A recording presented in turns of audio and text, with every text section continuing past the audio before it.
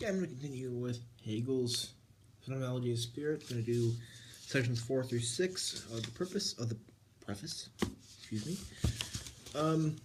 Section 4 is interesting, and it's not that easy, I guess. I mean, it's not that hard to understand, but it's not that easy to get either. So I'm gonna read. I'm just gonna read it because it's easier to do it that way.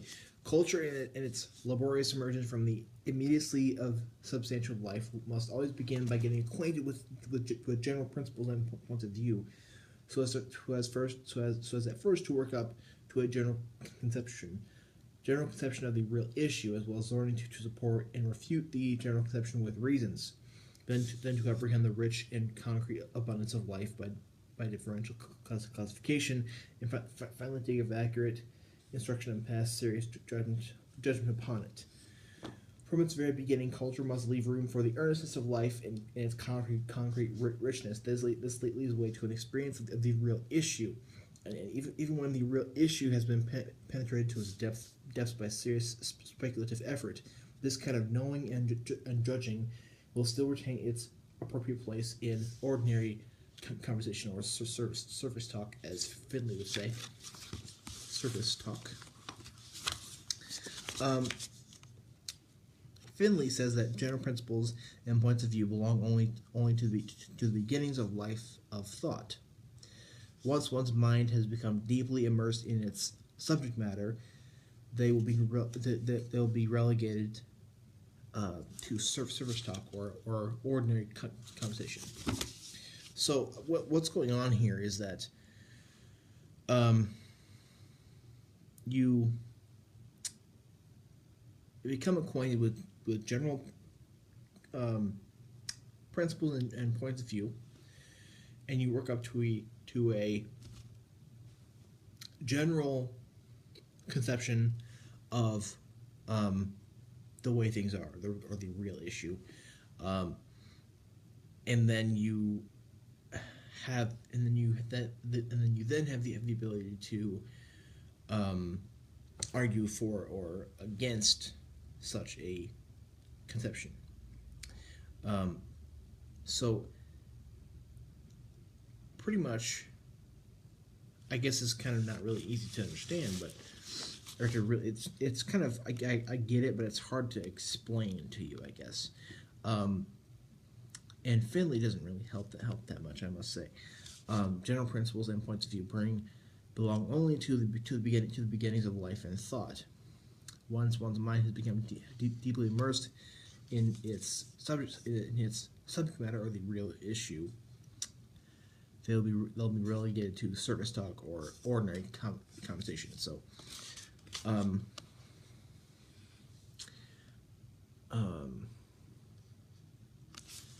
that's kind of, I guess, is what I'm kind of. I don't know. It's hard for me to explain this. I'm sorry, but I guess. I don't know. I'm having difficulty explaining this, but I mean, I understand what he's doing here, and I understand what the whole thing is. I understand what the whole Gedanke is, or the general conception of the real issue. So I guess the way I would think about this Gedanke, or general conception of the real issue, is that people have different ones. People have different general conceptions that have been developing since their early life of thought, and you have reasons for supporting or refuting any given Gedanke. I don't know. That's, if you would like for me to, I guess, have a more in-depth discussion on Section 4, I can do that. I think Greg Sadler has done a very good job.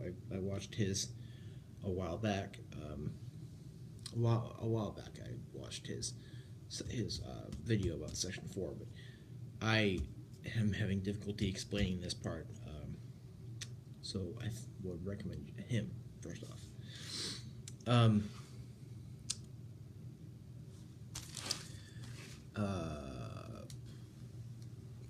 Section 5, philosophical truth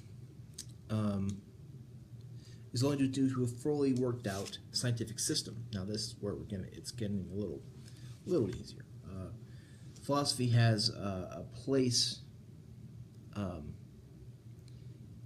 in driving knowledge towards science. So we're talking about here in Section 5 a scientific system of truth.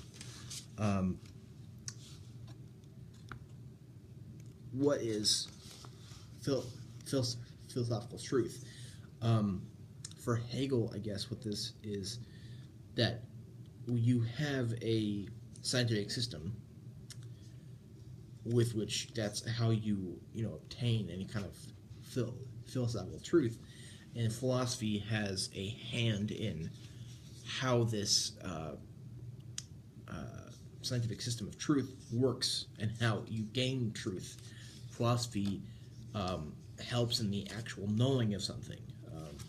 Philosophy helps in the system itself.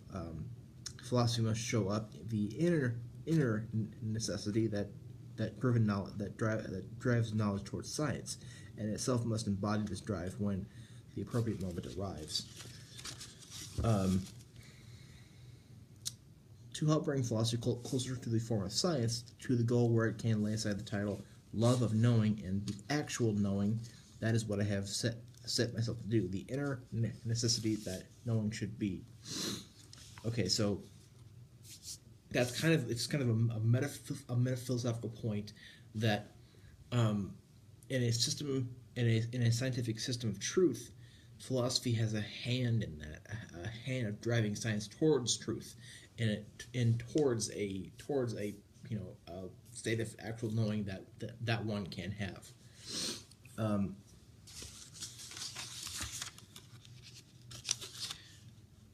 For the absolute is not supposed to be comprehended. It is to be left and it is to be felt and intuited. Not the notion of the absolute, but the feeling and intuition of it must govern what is said and must be expressed by it. So this is what we're kind of discussing, the absolute. You don't comprehend or understand the absolute, but it's something that you intuit. Kant and Hegel both have different, separate ideas of what intuition is. Oh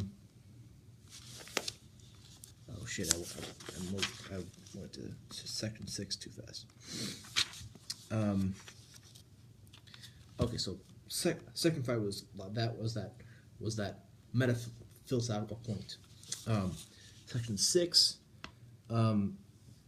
is talking about what the shape of truth is, and truth for Hegel leads to the absolute. The absolute is a ontological state of, it's kind of a ontological commitment and the absolute is connected to what truth is, and what it means to know something. The shape of truth is conceptual and notional, which that it being that case, this can at present only be asserted as a counter to views of those like Jacobi and Novalis and Schlegel, which make direct, unreasoning intuition and feeling central to philosophy and the very being of the absolute itself. The true shape of truth is conceptual and notional. To lay down that the true shape of truth is scientific, or what is it the same thing? To maintain that truth has the only notion as the element of its existence seems, I know, to contradict a view which is in our time as prevalent as it is pretentious, and to go against what that view implies.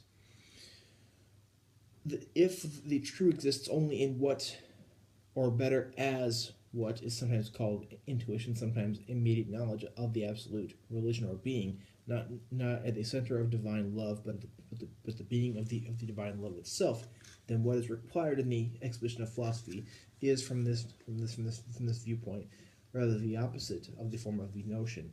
But the absolute isn't supposed to be comprehended, is to be felt and intuited. Not the notion of the absolute, but the feeling and intuition of it. It must govern what is said and must be expressed by it. So, the absolute is something that you can't, I guess it's difficult to have a understanding of. Hegel kind of has, discussed the absolute as something that isn't entirely empirically available. It's only empirically available in a certain way, and that's by intuiting or feeling it. And the absolute is where we get this notion of truth, of course, too. So that's kind of I don't know. That's the absolute is. I mean, the truth is related to the absolute, but that's kind of in this section. He kind of discusses what the absolute is like, or what it is, and how you can, I guess, get at it.